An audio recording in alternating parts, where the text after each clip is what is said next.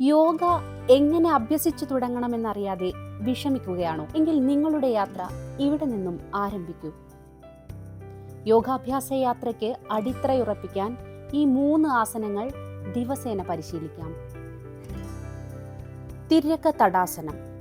തടാസനത്തിൽ നിൽക്കുക. കാലുകൾ തോളകലത്തിൽ വിടർത്തി വയ്ക്കുക. ശ്വാസം ഉള്ളിലേക്കെടുത്ത് കൈകൾ മുകളിലേക്ക് ഉയർത്തുക. വിരലുകൾ കോർത്ത് ഉള്ളംകൈ മുകളിലേക്കും കൈയുടെ മസിൽ ചെവിക്ക് നേരെ വരത്തക്ക വിധത്തിലും പിടിക്കുക. അരക്കെട്ട് കഴിയുന്നത്ര വലതുവശത്തേക്ക് ചരിച്ച് പതുക്കെ ശ്വാസം വിടുക.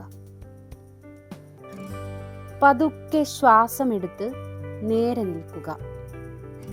മറുവശത്തും ഇത് തുടരുക. ഗുണങ്ങൾ: അരക്കെട്ടിന് കരുത്തും വഴക്കവും നൽകുന്നു. പോസ്ചറൽ മസിലുകളെ ബാലൻസ് ചെയ്യുന്നു. അരക്കെട്ടിന് ചുറ്റുമുള്ള കൊഴുപ്പ് കുറയ്ക്കാൻ സഹായിക്കുന്നു.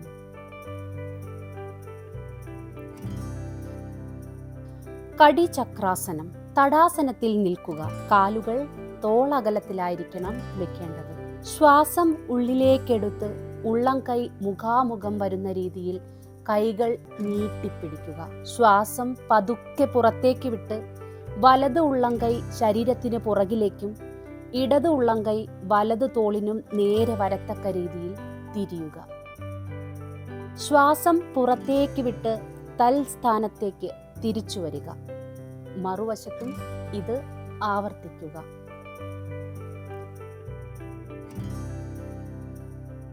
ഗുണങ്ങൾ: നടുവിനുണ്ടാകുന്ന പിരിമുറുക്കവും ശരീരഘടനാ പ്രശ്നങ്ങളും ഒഴിവാക്കാൻ സഹായിക്കും.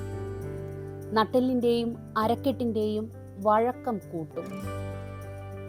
പ്രമേഹമുള്ളവർക്ക് വളരെയധികം ഗുണം ചെയ്യും. മലബന്ധം കുറയ്ക്കാൻ സഹായിക്കും. ഇരുന്ന് ജോലി ചെയ്യുന്നവർക്ക് ഗുണം ചെയ്യും. ഊർധ്വ തടാസനം. തടാസനത്തിൽ നിൽക്കുക. ശ്വാസം ഉള്ളിലേക്കെടുത്ത് കൈകൾ ഉയർത്തി വിരലുകൾ പരസ്പരം ബന്ധിപ്പിച്ച് കൈമസിൽ ചെവിയോട് ചേർത്ത് നിൽക്കുക. തള്ളവിരൽ കുത്തി ഉപ്പൂറ്റി പോയി നിൽക്കുക. മുന്നിലുള്ള ഏതെങ്കിലും ഒരു പോയിന്റിൽ ശ്രദ്ധ ഉറപ്പിക്കുക. സാധാരണഗതിയിൽ ശ്വസിച്ച് അല്പസമയം ശരീരം അതേ രീതിയിൽ നിർത്തുക. ഗുണങ്ങൾ: ശാരീരികവും മാനസികവുമായ നിയന്ത്രണം സാധ്യമാകുന്നു. നട്ടെല്ല് മുഴുവനായും നിവരുന്നു.